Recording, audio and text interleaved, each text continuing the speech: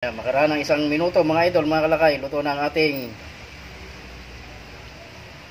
inasimang isda sa lemon. Ayan, fresh. Hello mga idol, mga kalakay. Ayan, samahan nyo na naman ako magluto ngayong gabi. Huwag sana kayong magsasawa mga idol, mga kalakay, ating mga video. So ngayong gabi mga kalakay, ang prepare nating lulutuin isda. Itong isdang ito ay salay-salay. So tara, papakita ko sa inyo. Narito yung ating isda mga kalakay, mga idol. Ito yung salay-salay na isda. At syempre meron tayo ditong talbos ng kamote. Yan yung sasawag natin na gulay.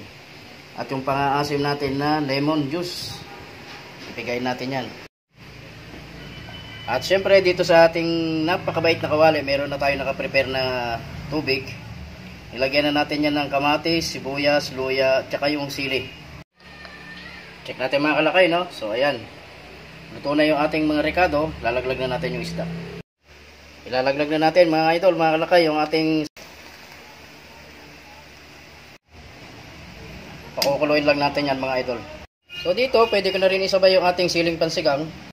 Ayan, pakuluin natin siya mga idol, mga kalakay, para maluto.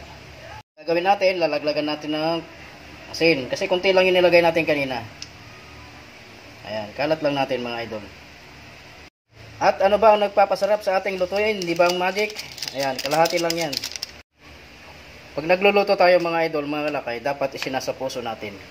Kahit hindi tayo chef, pag nasa puso natin yung pagluluto, lalabas na masarap ang iyong niluluto.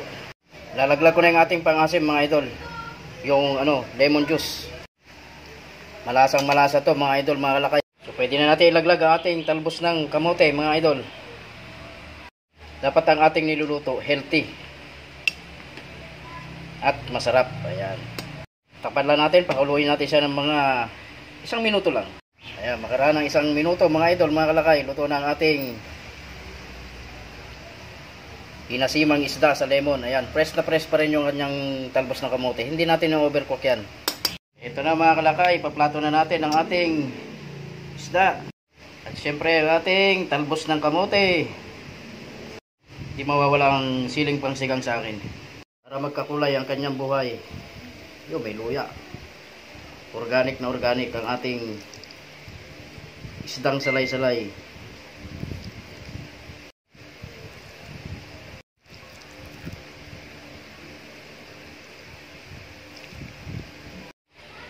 So ito na mga idol ang ating video for tonight.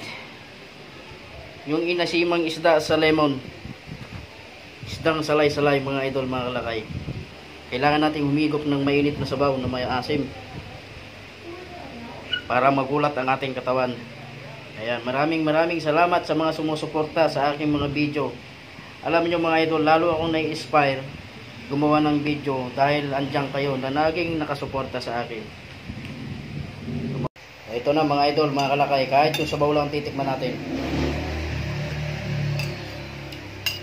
Napakasarap. Lasang-lasa mo yung lemon juice. Siyempre yung talbos ng kamote, oh. Hindi siya overcook, fresh pa rin.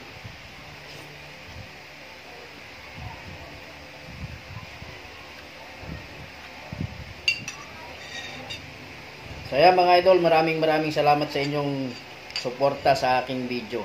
Isang tips lang mga idol, mga kalakay, no? Kahit hindi tayo nakapag-aral ng culinary arts, basta nasa puso mo yung pagluluto at sasabihin mong pasasarapin ko to, lalabas na masarap ang iyong niluluto. Magandang gabi sa inyong lahat, mabuhay po tayo, bye bye.